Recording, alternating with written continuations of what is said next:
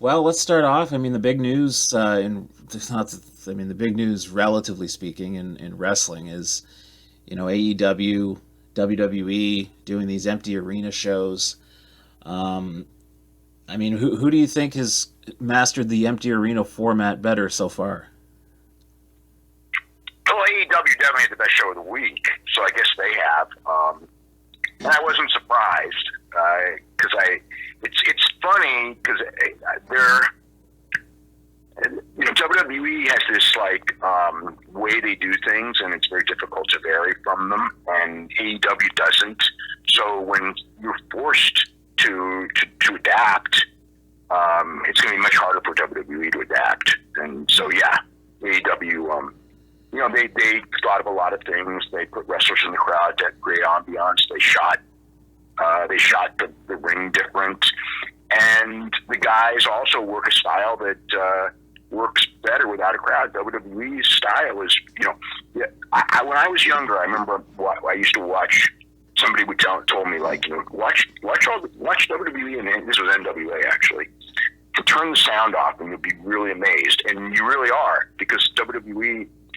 I mean, to its credit, the style that they teach is very good at getting crowd reaction for not doing much. But when you are not, when you don't have a crowd and you're still not doing much, and this is how everyone's taught because they're all taught the same system, you kind of get blown away because things have changed. Right. It's funny that you talk about turning the sound off matches. I remember the one match to me that stands out is that Hogan Rock match, which we just had the anniversary of a few days ago. It's like if you turn the volume down on that Hogan Rock WrestleMania match. Yeah, it's not a good match. That match sucks. But with the crowd noise, it's an amazing match. Yeah, and I would assume like Hogan Warrior would probably be up there too in that same sort of category. Probably. Probably. But it's like the last. The thing with Hogan Warrior to me was always, and the first time you watch it, it's great, and the second time you watch it, you go like, how did I think this was great? Because it's just the idea of seeing them was so good, but when you've seen it and you actually watch it as a match, it's actually pretty mediocre. Right. Shows you how over they were at the time, though, that they were able to kind of pull that off, and people were. Yeah. Of course. But man, I mean, it's amazing now because when you take the audience out of the equation, like, man, it just takes so much life and so much. Wrestling's all about crowd reaction. So if you take crowd reaction out, and it feels weird. Like with fights, it hurts fights for sure because I watched the UFC over the weekend with no crowd noise, and but you still have that element of it's a sport and people are trying to win and all this. Within wrestling, it's like the whole thing is you're trying to work a crowd that doesn't exist, and then it just becomes very weird. Yeah. I mean, UFC, they've done it before, like Ultimate Fighter, I think, in the, at points. Yeah. That's actually with like the Brazilian show felt like, a 5-hour episode of Ultimate Fighter. Yeah, I watched bits and pieces. I didn't watch the whole thing, but I did watch some of that Brazilian show, and it kind of reminded me of back in the day with Ultimate Fighter with the fights in the gym and everything. It was just so weird. But, with UFC, you can kind of get away with it because, unless you're somebody like, I don't know, Conor McGregor or somebody that plays to the audience, you can't really notice a difference. Much of a difference, anyway. Although the fight style itself is exactly the same, yeah. Yeah, exactly. Now, but with WWE, you got people playing to an imaginary audience, which is just crazy. Right, and selling in a way to bring the audience up, but without an audience, it looks absolutely ridiculous. Yeah, I know. I think you said or wrote something about how Will Ospreay recently wrestled a match in front of no one, but it worked. Worked. That would have been on the No Fans Monday show, and yeah, he was really good. Like it was. That's where I really could tell. That was actually the one that I learned from. So I was watching these WWE matches on Friday, and then actually it was the Friday because it was before Monday night, but the Friday, and it's like, oh God, this empty arena stuff doesn't work at all. And then I watched the Will Ospreay match, and it's like, this works. And that's where I started learning, okay, the reason it works is because they hit harder, even though he was wrestling a woman, his girlfriend, they still hit harder than WWE, and also they're more spectacular. Right. Rather than basic. I think basic with no crowd doesn't really work, but spectacular is still spectacular. So, and I don't mean triple flips. Just Will Ospreay is, the stuff he does is it's like that level of athlete above most, and just watching that actually is compelling. Right. If they could do that, I think if you let a guy like Ricochet loose in WWE in this format, because he's such a high level of athlete, I think that you could, he would be able to do the same thing. Right. Yeah. Well, WWE, they've got a myriad of talent that could do it, but man, I think you said, like you said earlier, with the fact that they just don't like to change from what they do. They have to adapt their style. It's a different style with no fans, and they were doing the same style that they would do with fans. Whereas I don't know that Will Ospreay changed. Actually, I think he did. But even if he didn't, just a better style. And really, his style's better than WWE style, even with fans too. So it's just he's just a different level of guy, really. What's he doing now? I mean, is he still with New Japan? Like, is he still working over there? And oh yeah. He's in Japan. Yeah. How long? Do you know? I don't know, 3 years. It's many more years. And he's pretty young, isn't he? He's like 23 or 4 or something like that. No, I think he's 26 now. Oh, he's 26 now. Wow. I think 26. I could be off by a year or so, but roughly 26. Yeah. His body's probably close to 35, though, the way he's going. Probably older than that, honestly. Well, I mean, I think he's got some back issues or something? What? Sorry, he's got some back issues, doesn't he? Oh, I'm sure he does. Yeah. Yeah. So, do you know what kind of testing WWE or AEW is doing for their talent when they're doing these shows? I know that they all get the temperature taken, and I don't know if there's necessarily anything else. They have doctors. They have doctors there. Mm-hmm. But yeah, it's if you have a fever, the fever, you can't go. You can't perform. Right. But coronavirus testing, no. Well, I mean, normal people seem to not even be able to get the coronavirus testing. It seems like exactly. So I can't imagine. Yeah, no, it's obviously there's a huge shortage almost everywhere. But now, WrestleMania, as we tape this, it's March 20th, so we're about whatever it is. What is it? 2 weeks? 16 days. 16 days. I don't know, whatever it is. 13 days. I don't know. Let's see, 14. We're 16 days. 16 days. 15 because it's on Saturday this year. Right. Yeah, the first day. It's 15 to Saturday. Yeah. So the first day of WrestleMania. Well, first of all, what do you make of them splitting it up into 2 shows? 2 days. Actually, I kind of like the idea because the way that they were doing before, the shows were never good because they were so long. So that I like, but under the circumstances, probably the wrong circumstance to do it because I don't like the idea of empty arena WrestleMania. I think it's just a terrible idea. I mean, the more as we get more and closer and closer to it, it really hits me what a completely terrible, stupid idea it is. Honestly, I mean, especially because they have the ability to have one of the great WrestleMania atmospheres of all time if they just wait this thing out and their first show back is WrestleMania. And it would be this celebration of us overcoming this thing. It'd be the greatest thing in the world. And I don't know if they are either too stupid to figure out that or B, just so stubborn that they're not going to change even though the world has changed. But either way, it's just a terrible idea. Yeah, to me, it doesn't make any sense why they're even doing this. They're the only ones, I guess, other than Dana White is probably just as stubborn as Vince. But they're the two. They're the only ones. Yeah, I mean, they seem to be the only ones. Even Dana's trying to save that Khabib fight, and we don't. Where's he going to have it in Antarctica or something? Like in a fucking desert, maybe. Where could you conceivably put this fight where, I mean, how would commission sanction even happen, in a situation like this?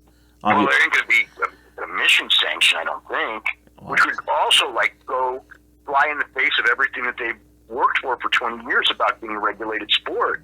Because, they can't. We know they can't do it in the United States. We know that. Mm-hmm. So now that we know that they can't do it in the United States, now you're running with some, what are you going to do?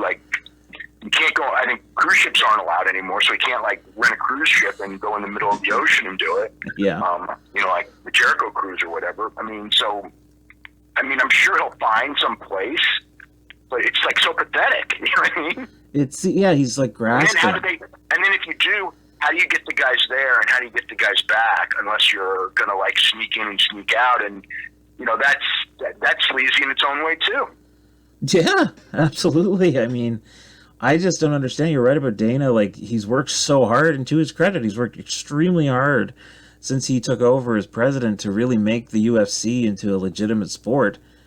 But it seems like he's just doing away with all of that progress by just being so hard-headed and not basically doing what every other major sport in the world is doing. Well, the one thing is there's the economic distress, and they built this great company. They built this great company, and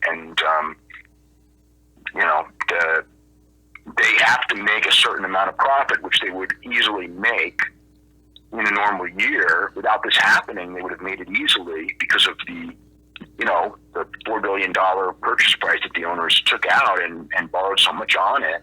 And their interest rates are each year over $130 million. So they need that in profits. And they, they don't have a lot of cash on hand because they paid it all out to the owners.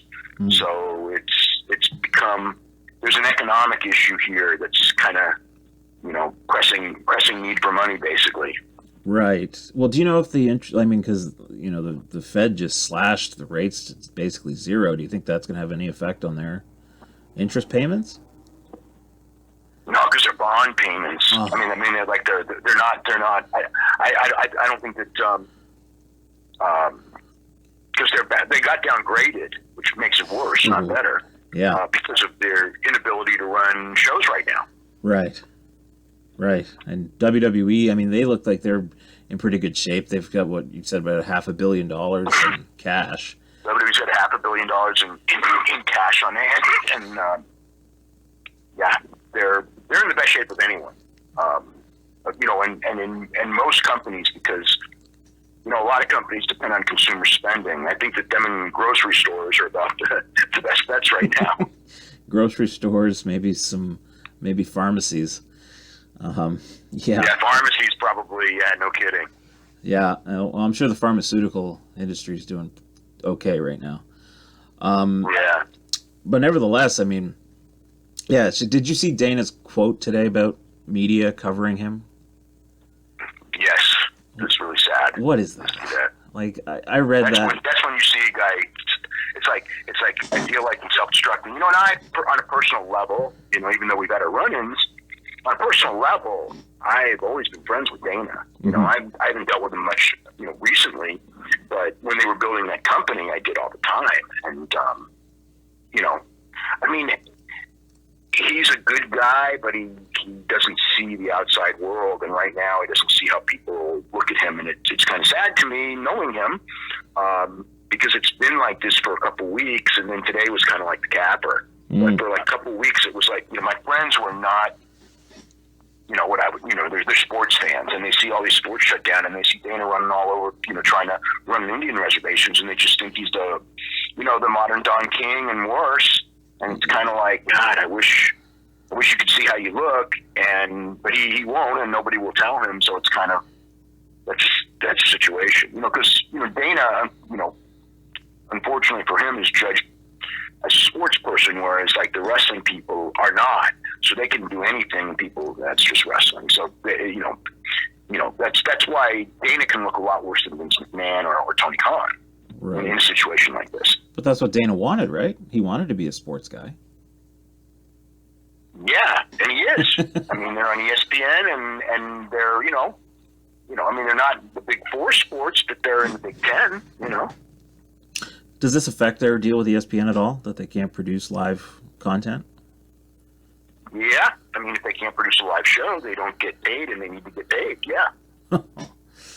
Well, we see. I mean, they're not gonna. What are they? They're not gonna get. No, I can't imagine ESPN cutting them.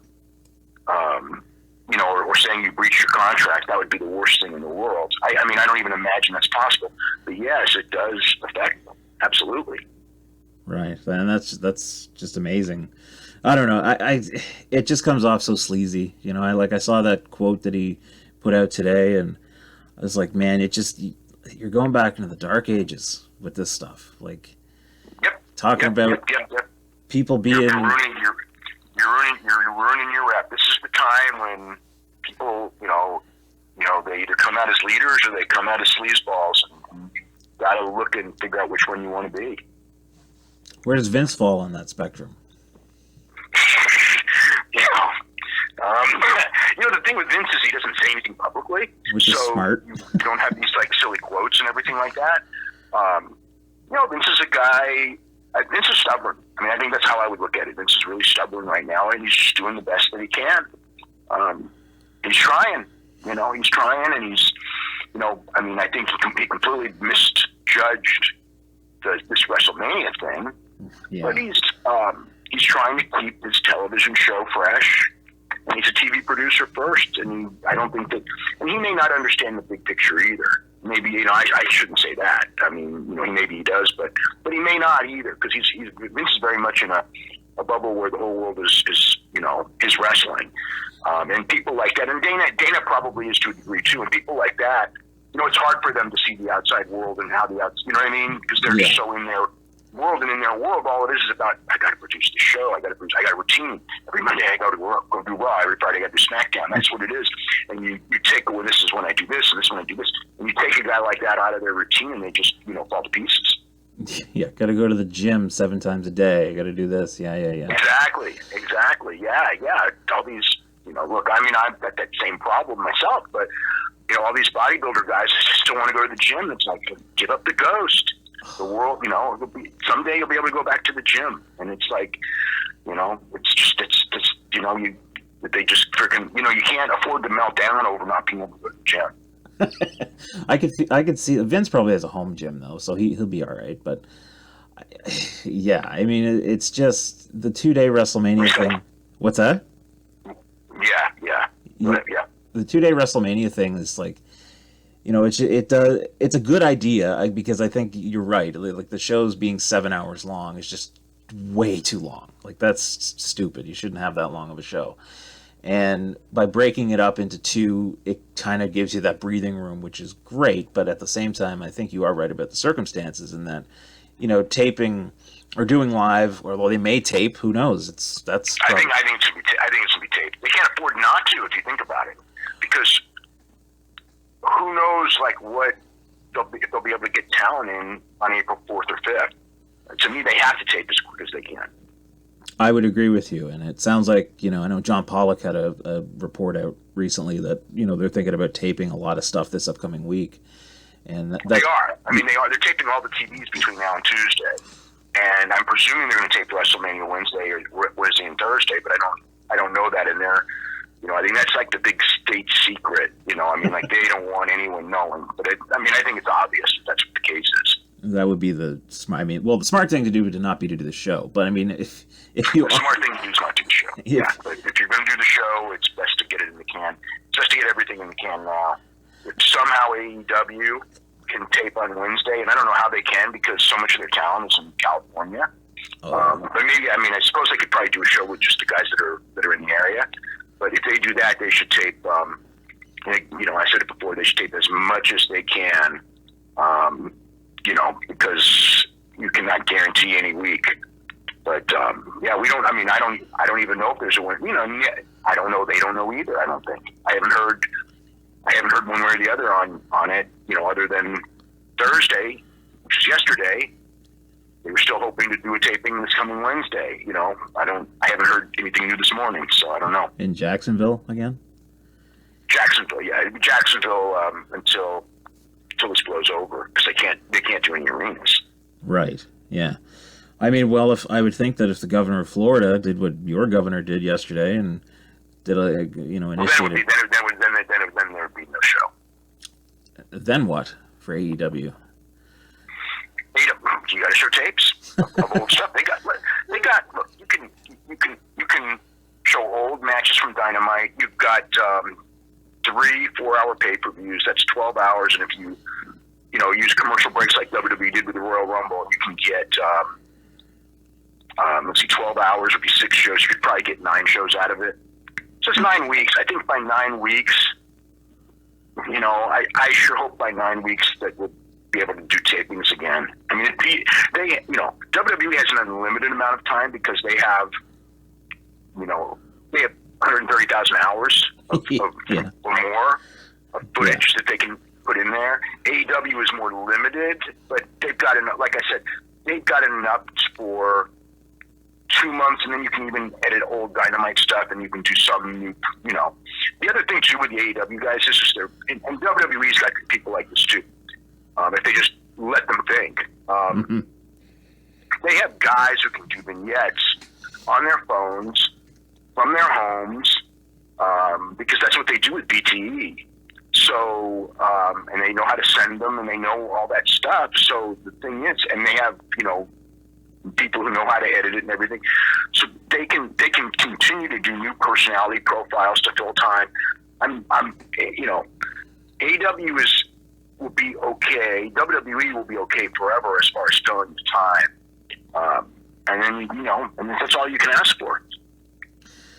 I guess so. Yeah. I mean, it's it's uncharted waters. I mean, the only thing I can ever recall that caused WWE to do something to this effect was that time they got snowed in Hartford or whatever it was, and they had to do that show at Titan Tower. But that was about. I remember they did this show in the studio. Yeah. Yeah, and that turned out fine, really. I mean, but granted, but doing it for 5-6 weeks, that's kind of different. But I'm sure there's things. Well, we are gonna get these empty arena shows for 5-6 weeks. I mean, but like if you watch Raw, like they filled 2 or 3 hours of Raw with the Rumble. So if the idea is an hour of new content and using like really good stuff from the past, and you know what, it even did a better than average rating. So it's like they're okay. I mean, they're really okay. Didn't they do? This isn't. And AEW did a better than average rating on Wednesday. So.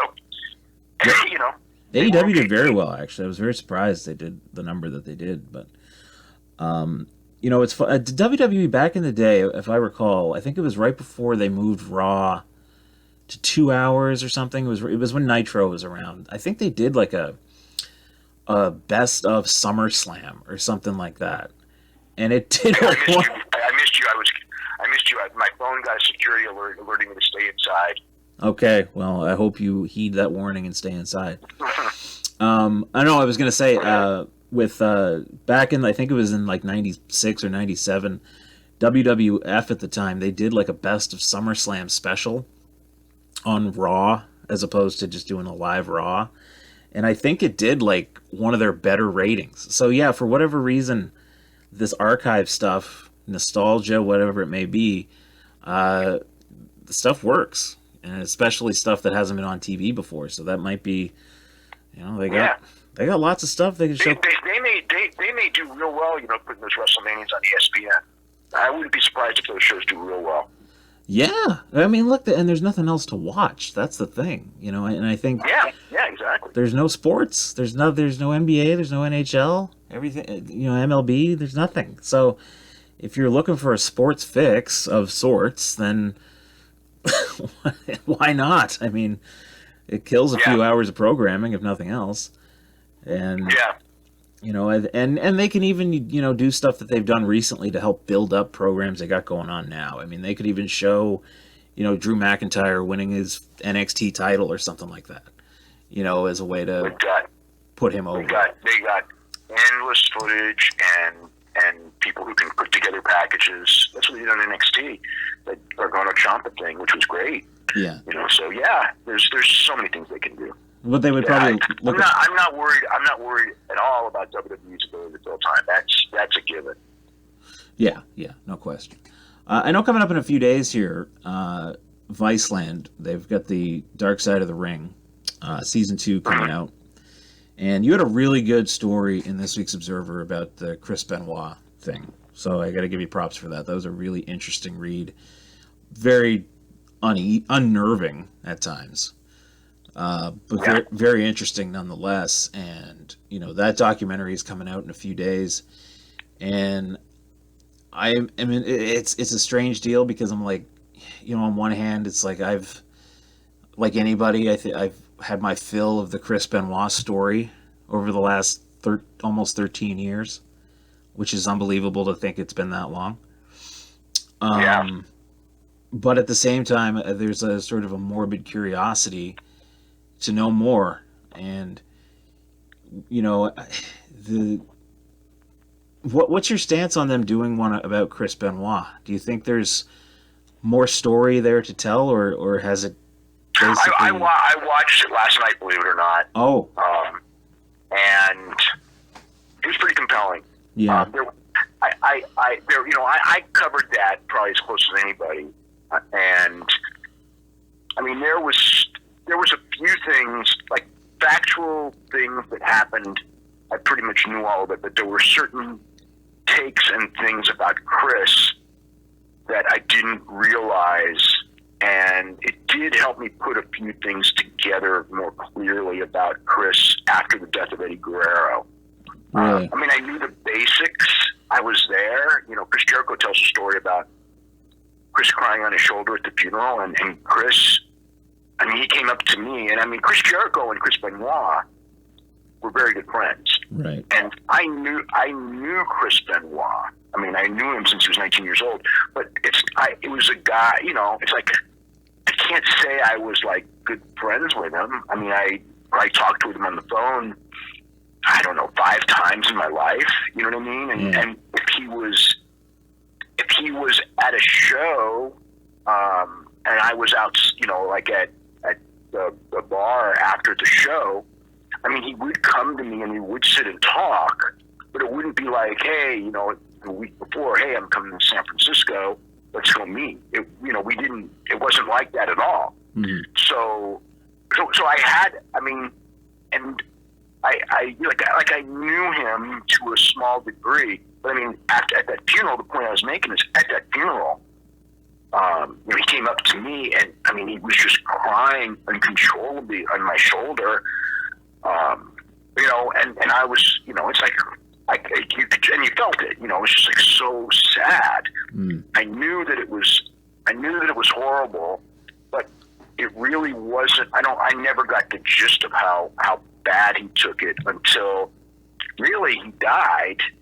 And then when people were putting the pieces together, it was very clear to me, and I remembered that moment, but it was, that they do a very good job with that aspect of the story, of really telling you how distraught he was. And then they missed on another one, which was the Johnny Grunge story. They actually have a picture of Johnny Grunge, and Johnny Grunge, when Chris and Nancy would have problems, I mean, Johnny Grunge was the guy who Chris would go to. Yeah. And then Johnny Grunge died too. Yeah, he was like a... You can bring up that Johnny Grunge died, but it was Johnny Grunge and Chris. I mean, Johnny Grunge, Eddie Guerrero, and Victor Marr, from New Japan, who was really good friends with Chris, and Ray Traylor, who's people remember as a Big Boss Man, who was friends with Chris as well, all dying in that 18-month period. Yeah. But the Johnny Grunge one was real big. I know people who think that this wouldn't have happened if Johnny Grunge not died, because he would have been the one that, kept them together. And then once Johnny Grunge died, the problems got much bigger. I mean, who's to say? But right. That I know people who think that know the situation better than I do. Right. Yeah, Johnny, if I recall, I think he kind of acted almost like a mediator between Chris and Nancy, didn't he? When they were Absolutely. When they were having their When problems. they had problems, he was their mediator, and then he was gone. Yeah. Well, I could definitely see how that would have a profound impact. I mean, if you've got somebody who's like a lifeline to you, and they're gone, that's devastating. Yeah.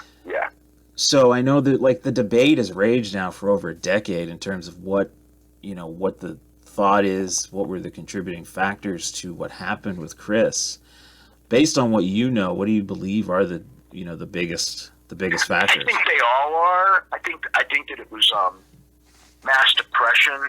The CTE, it probably played a part, but I really believe that a lot of people use it as too convenient of a crutch. Yeah. Because and just like originally when everybody was on steroids, it was the same thing. It's like did the steroids play a part? Probably. But it's like steroid word rage. No, this wasn't steroid word rage. It 100% was not. But the Nancy thing, perhaps that had something to do with it. And then the other ones were premeditated. Premeditated murder and a guy out of his mind, killing himself at that point with the combination of the pills and the alcohol and everything like that. So I think that I think they all play a part. I think that to me, originally trying to blame it all on steroids because it was very convenient was overplaying the steroid aspect. And then afterwards, he became the poster boy for CTE.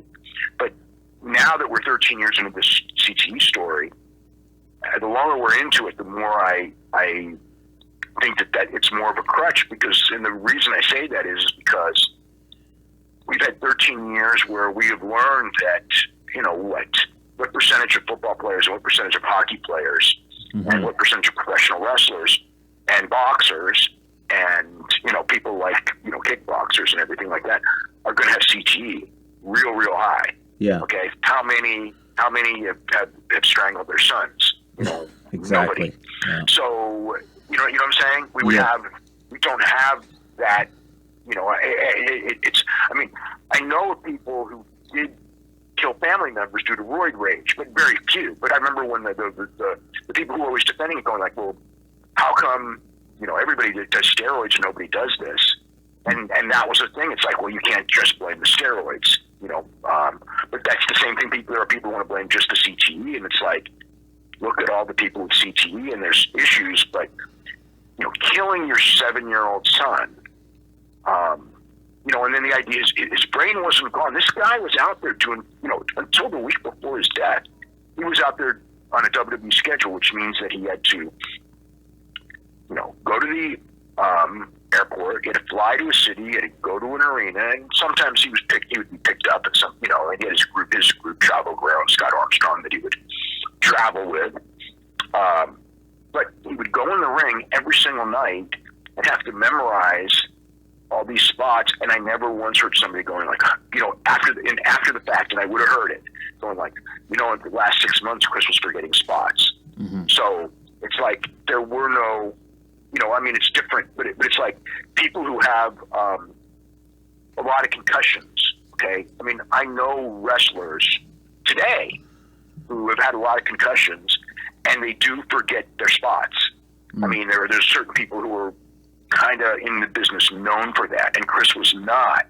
So to say that his brain was addled or he's an 80-year-old guy, it's like, the thing is when you get older and your brain gets addled, you may remember your childhood just as well, but you don't, but it's the recent stuff that you forget. Like, did I brush my teeth 5 minutes ago or not?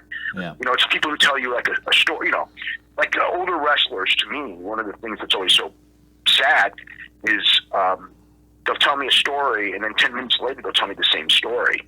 Yeah. And Chris, Chris wasn't that, and it's like those are the people who, you forget your spots, and that's one of the keys of the CTE aspect of Chris that's always been hard for me to fully digest. And obviously his brain had issues, but he didn't forget things. You know what I mean? You never heard, Chris forgot to pack something. Chris forgot, you know what I mean? Yeah. So, and he lived a schedule that, if your brain is gone, you couldn't make this schedule, and you certainly couldn't perform in the ring at the level he was performing. So, and that was up to, like I said, that was up to days before we did this. It wasn't like he had stopped wrestling for 6 months and he deteriorated mentally. He was doing this, and afterwards, with all the people in WWE that worked with him and everything like that, and wanted to bury him because of what he did to disassociate the company from him, not one person ever said, Chris was forgetting things in the ring, because at least that gives you that scapegoat reason. Nobody said that. Right. So that's the one thing. They kind of would give you the CTE thing as the major thing. I don't think they really outright said it. Mm-hmm. But it was, I was interested in it.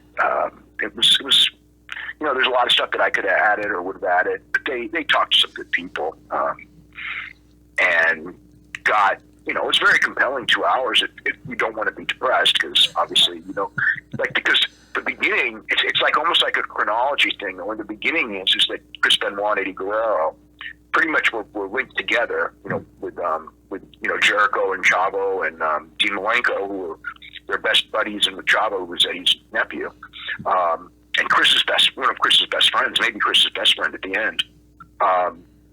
They're kind of telling you the story of Chris and Eddie rising and wrestling and this and this. And it's a really, two blood brothers story, until, if you're watching, you know what the finish is, but they don't. Right. They wanted to sleep in. That's why they,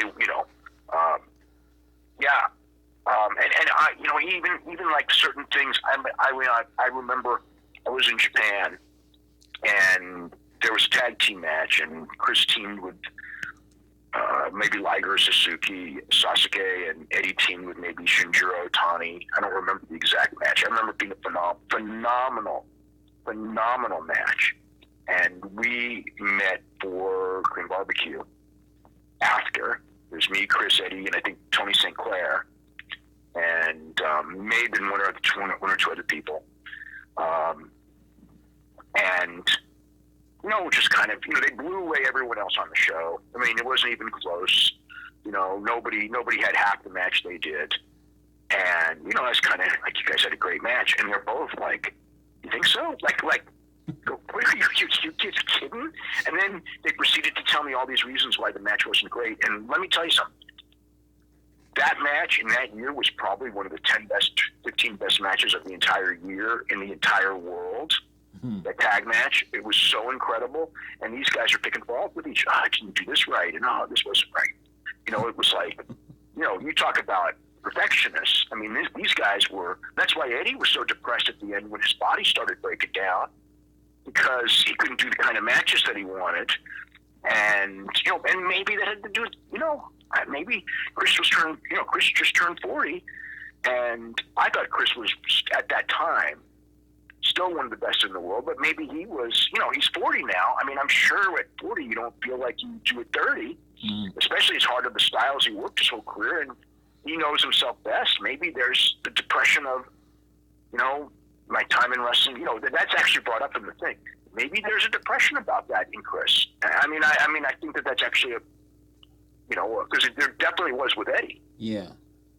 Nancy's sister, I think, brought that up at one point. Maybe it was on Jericho's podcast. That she might have. Nancy's sister's all over the piece, and Nancy's sister, I've talked with her a few times, but she, without a doubt, after the thing, I learned more from Nancy's sister than everyone else. The two people who I think probably know it the best, I'm going to say, are Nancy's sister and Chris Jericho, because Chris Jericho, when it happened, was obsessed with knowing everything. I mean, everything. I was sharing, phone logs of every phone conversation, who was calling Chris's cell, who was calling Chris's home, because we were able to get that because of the nature of the investigation of the case. And Chris was going through that, Chris Jericho. So I would think, and they're both all over the piece, I think that, like, if there's anyone who knows the details of everything and also know Chris, those are the two, and they're all over the piece, so it's the right people. Yeah, no, for sure. And it's I can only imagine from Jericho's perspective, like, how difficult that is. And I understand. We're losing both of them, because Jericho was very close with Eddie, and he was very close with Chris Benoit, and they were kind of like his idols when he started. That's who he wanted to wrestle like. Wrestle at the level of those two. And Chris is a fantastic wrestler. And I think even he, and super charismatic person, but I think even he would say as a pure wrestler, as much as he wanted to be as good as them, I don't think that even he would say he was as good as those two were. They were two of the best of all time. They really were. Somebody, this was a couple of years ago, but somebody had, I think it might have been Mike Bucci who shared something on Facebook about, it was just like a clip of a Benoit Guerrero match. Just like a random Benoit Guerrero WWE match. It wasn't like anything super special at the time. But you watch that like 30-second clip and you go, holy shit. Like, because over time you kind of forget how good they really were.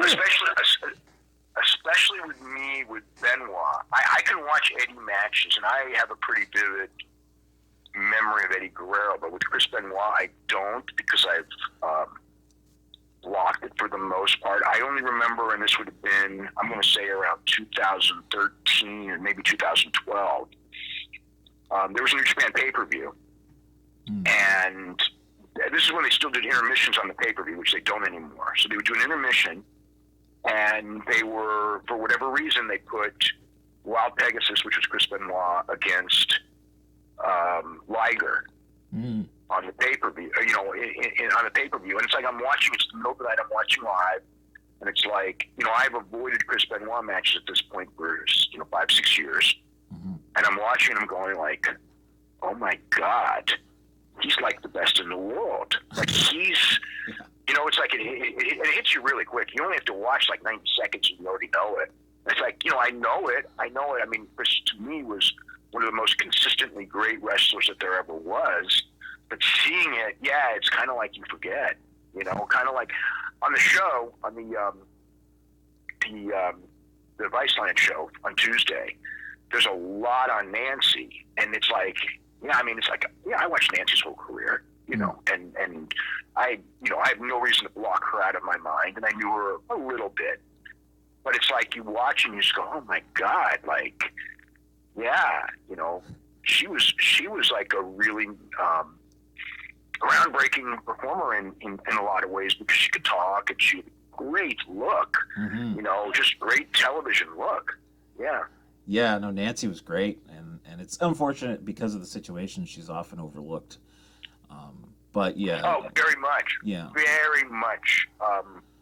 She is forgotten about, and that's completely unfair.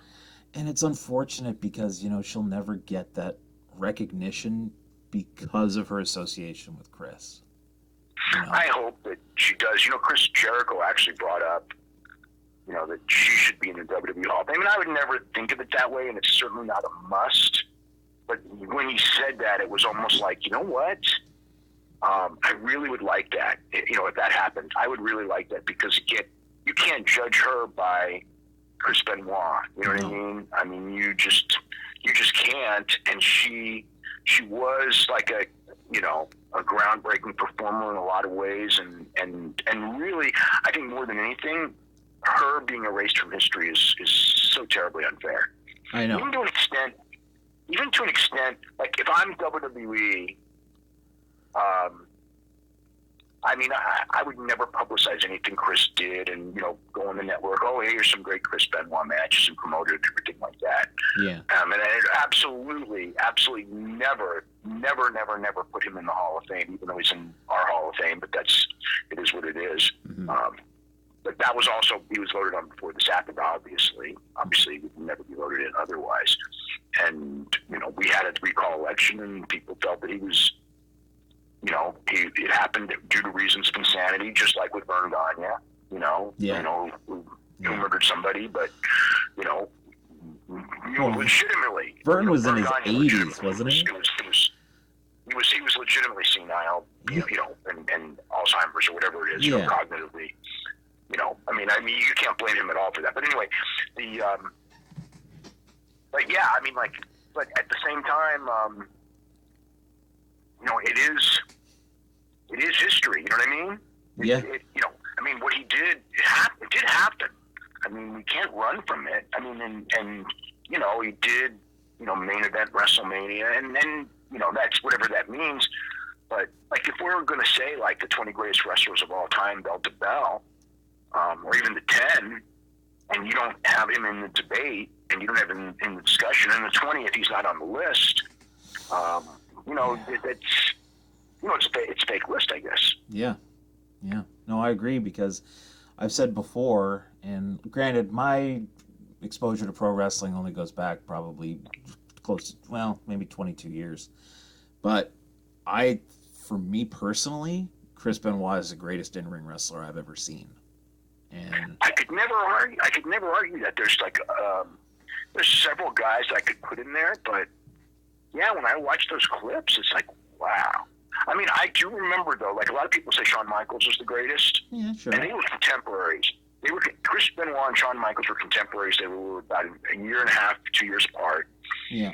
And I always, there was never a day that I thought Shawn Michaels was better than Chris Benoit. He was absolutely more charismatic, and he was a bigger star.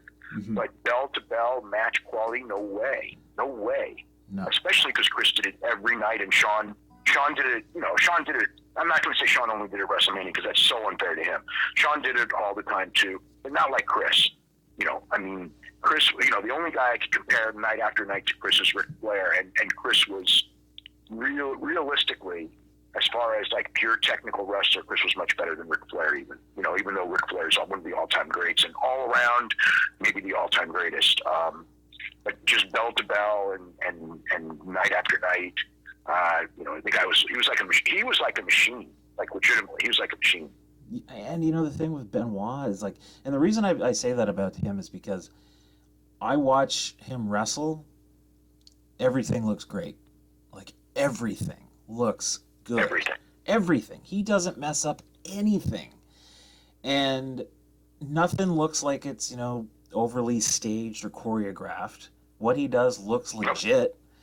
And to me, that's what the best version of pro wrestling is. When it looks real. And when Chris wrestled, you really believed he was trying to beat the hell out of somebody. I will say that as far as being able to convey realism, I'd say Chris Benoit and Toshi Tamura, probably be the best. You could throw Tanahashi in there a little bit, yeah. but Tanahashi is still more toying with your emotions. I mean, Chris wasn't toying with your emotions. Chris is just out there, looking like he's putting on a fight. It's a fight. Mm-hmm. It's a fight. It's a brutal fight. He can stand. He's fearless. Can stand up to anyone. No fear of the guy bigger than him, but sell believably for him at the same time. Yeah. But looked the part. I mean, he looked. And a lot of that was the steroids. Of course, yeah. But he also trained. He also trained like a complete lunatic, and so I mean, it's like he had the body. I mean, he looked like a little indestructible guy. Yeah. I mean, what was he? 5'8", 225, 230. 5'8" and a half. I'm going to say. I mean, I was around him enough to where I would say that 5'8" and a half, and probably two. His weight varied depending on the steroid use, but probably between 225 and 230. But thick and muscular, and just like you watch the clips on TV. One thing I will say is if you saw him in person, up close, the body was freaky. Because of all the stuff, the growth hormone and the steroids. I mean, I remember, sometimes I remember once in Japan, it was actually the same day of that show, of that match I just brought up. I was in the building hours before the show, and he's in the upper deck of the Tokyo City Gym, and, running to warm up. And I remember looking at him going like, oh my God, almost like you're too big, you know what I mean? Mm-hmm. But then he went in there and he had no loss of flexibility or anything like that. But he was huge and cut, like just, too much. Where you go like, it's like almost like a bodybuilder. But I mean, he performed with it, and then at a super high level. Well, it happened with Eddie too, right? Like he was smaller than Chris, but Eddie looked gigantic. And it's like Eddie. Eddie must have dieted like crazy to look like he did, at the end when he was so cut. But, they were showing all those clips of Eddie on that the Viceland show, too, and it was like, oh, my God, I forgot about Eddie's physique. Because when I met Eddie first, he didn't have that physique. Not at all. Not at all. When he was in Mexico, not at all. He got that when he was in WCW and then kept it through WWF. Yeah, if you go back and watch like old historical clips of Eddie and you kind of track over the years, you can just see this explosion of his upper body, and he just becomes, you can see the swell essentially develop over time, and it's just like, good God, man, like you should not look like that given your frame. And no, and that's part of why he died. Yeah, well, maybe a big part, honestly. Well, of course. And Chris, you know what? Listed it, didn't it? And the other thing too is Chris was headed the same way. I mean, which is one of the things, like, and it was not in the piece, and I'm surprised it wasn't, because Sandra knows it. I mean, Chris was going to end the same way Eddie did. I don't know if it would have been in 3 years or 8 years, but it was going to be the same. He already had the heart damage when he died. Yeah. No, it was inevitable, I would think. With the heart damage he had, the amount of steroids he did, and my God, did that make the WWE wellness policy look like shit. Yes, it sure did. It sure did. Have they made it a lot better since then, I would hope? It's 13 years. They certainly did at the time. Yeah. After the one that was the killer was after Chris, and they were bragging about it. Then they had the signature pharmacy thing where all those guys got busted. Yes. So at that point, they got real strict. But as time goes on, you forget, and but at the same time, I'm trying to think about this. There's nobody that I can think of on the roster right now who looks like either Eddie or Chris. I mean, like, Bobby Roode's got a great physique, but he doesn't look anything close to how Eddie and Chris looked. Ryback was like the last guy that I think of. And we know Ryback himself has already told the story. Ryback was still using. He just got a TUE. Yeah. And I'm sure there's other people with TUEs, but I mean, like, who looks like that? I mean, Bill Goldberg looks incredible for 50 whatever years old that he is, but he, ridiculously incredible. Hunter?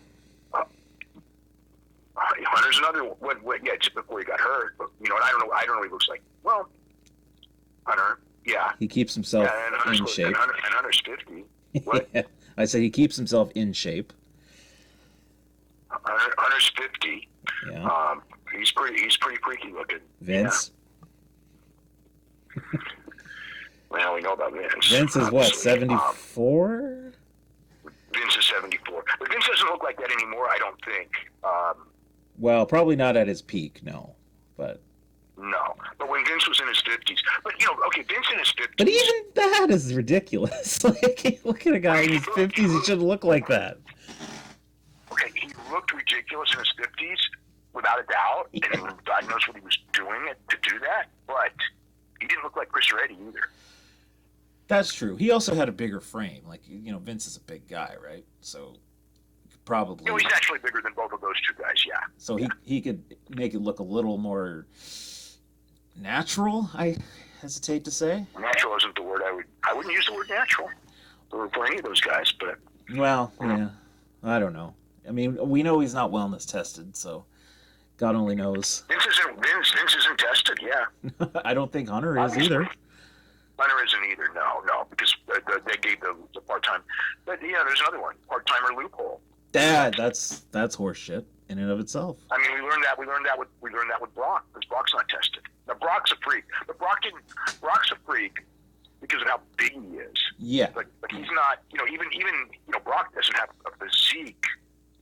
I mean, it's twice the size of Benoit and Eddie Guerrero, but it's not as freaky. Right. Yeah.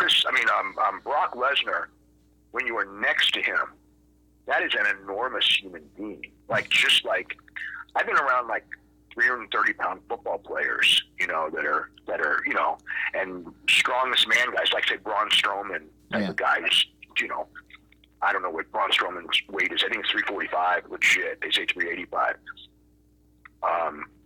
But standing next to him, I mean, when he's tall and he's gigantic, I mean, it's just freaking giant, but he doesn't look as freaky as Brock. I mean, Brock, when I would, talk to him at UFCs, it was just like, he was just like enormous in a completely different way from other people.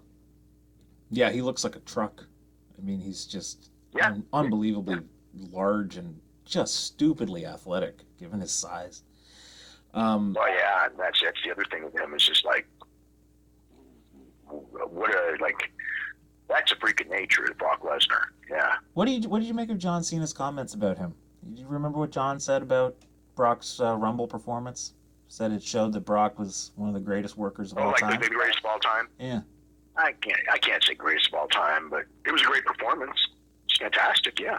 Do you think he's underrated by a lot of people because of his situation? Yes. As a worker, Brock Lesnar is very underrated because he's the last guy who is the different, like the one who walks in where everything changes when he comes out. Mm-hmm. He's got a thread of believability to him that, and part of it is because they allow him to have it and they would not allow anyone else to have it because, Ronda Rousey actually was able to pull that off too. Yes, she was good. She did that too.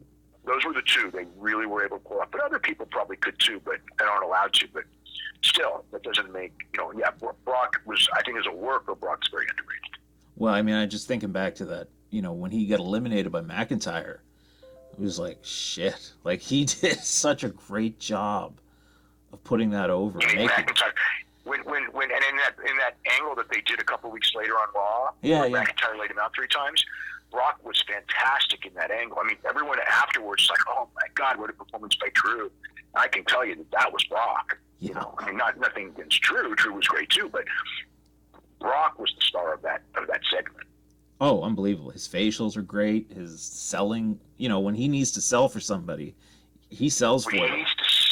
When he needs to sell, he's great, and he doesn't do it too much so it means something. Because if you just sell all the time, it wouldn't mean anything. When Brock needs to put somebody over, he does, but he does it very rarely. But that's part of the reason why it works when he does, and I think some people don't understand that and don't like that he doesn't do the pattern style of everyone else. But if he did, then he would just be another guy. Yeah, exactly. And every time I watch Brock, it just blows me away how good he is. And people just continue to, shit on him because he's a quote unquote part-time guy. But, Well, if you got the leverage to do it. He'd be miserable. He'd be absolutely miserable as a full-time guy. As a part-time guy, as a full-time guy, as soon as he had his, whatever it is, a couple $1 million, he'd have been gone. It's the only way to keep him. Yeah. He gets paid like crazy, and he has a manageable schedule. And I think he actually, based on watching him perform, it seems like he enjoys what he's doing. Like, it doesn't look like he's out there gritting his teeth. I think so. I mean, there were periods where he said he hated it, but I also remember when he started, I remember talking to him, and he told me it was the greatest job in the world. I think when he started traveling is when it really got to him. I don't think he liked traveling and being around people. If he's an isolationist, so he's probably having a great time now. Yeah, well, Brock, I bet he's got that meat locker filled with steaks, and I think that Brock is probably gonna, if everything gets shut down, I think Brock's gonna handle it better than anyone. Is he gonna be able to get across the border? We'll find out Monday. I asked that question. I was told he will, but in theory, you would say no. Because the border is closing on Saturday, I think, between Canada and the U.S. He lives in Saskatchewan. Maybe he's already in. I don't know. Maybe they put him up in a hotel. But then how does he go back? Right? Right, because we don't know how long this border crossing is, and I don't think. I don't know. That's because I mean, you don't want to be away from your kids for like 3 weeks or whatever, or however long this is going to be. And that's what makes me think that he might not, he might prefer to stay, at his house because he's got a wife, he's got kids. I can't see him wanting to. He's got the kids, and the wife too. Mhm. But I can't imagine him staying away from the kids for that long. And because of that, I don't know how this is going to work. It's it's a very trying situation, for everyone, and even big rich guys have it's a trying situation for them as well. I mean, is crossing the border to do a wrestling show an essential travel? I don't know. That's. I certainly don't think so. And in my book, it would not be. No. Even if it's for WrestleMania, it would not be. But it's who knows how these things are written. There's a lot of loopholes in a lot of these things that when you look at them, it's just like, boy, they're favoring the rich. You know what I mean? Oh, fuck. Yeah, of course. Everything favors the rich. That's the system, unfortunately. Yeah. It's the system we're in. One last thing, and I'll let you go because you've been stupidly generous with your time, and I very much appreciate it. The XFL just announced they're canceling the rest of their season. Just announced. Based on the truncated 5-week season, I guess we got about a half season. How would you categorize this version of the XFL? Product-wise, better than people expected. Early ratings were a success. The last week that they played, week 5, was the first week where it was troubling to me because, the idea is like, yes, the pattern when there's a new TV show. First week's going to be up, second week will be down, third week will be down a little more, and then it kind of solidifies. Mm-hmm. It kept falling, not 5%, it was falling like 15%, which even in week 5, that worried me. Yeah. That, I actually thought that they were there from a business standpoint. I thought that they were on target until the last week, and then the last week it was like, whoa, and then it was going to get worse because you were going to start facing March Madness, right? Yeah. And that was going to be the low. So their numbers were going to fall, and then when you come back in season 2, and you're not going to have that novelty that you had in season 1. So I would say that the jury is out. If it ended 2 weeks earlier, I would have said big success. I would say jury's out. Well, Vince has said he's willing to lose a bunch of money on this for the next few years. So he's going to lose a bunch of money. He knows that. Yeah, I mean it's guaranteed he's losing a bunch of money. And now, with the stock at the price that it's at, I don't know how much. His stock value isn't going to allow him to go forever. When Vince was worth that many billion, would be one thing, but as the stock price goes down, all that changes too. But the stats, I would think Vince has funded it for I think 3+ years, mm-hmm. And in 2.5 years from now, I think that the stock price will probably be back to, maybe not to its peak, but it'll be back up because WWE stock is undervalued, like a lot of stocks are right now because of the panic. Yeah, and I think the year to date, the WWE stock's down like 40-some%. Oh, horrible! Like almost half. It's almost half of what it was worth a year ago. But no, less than almost barely at 35%. Jeez. 35%. It peaked at, it's in the low to mid 30s, and it peaked at just under 100. Oh yeah, that's true. That's when he sold, wasn't it? When it was close to 100. His selling was around 80, I believe. Oh, because he sold for less than. It was not quite the peak. It was a little under the peak, but it was super high. Yeah. Yeah. Well, good thing he sold when he did, I guess. Yeah, really was a good thing. Yeah.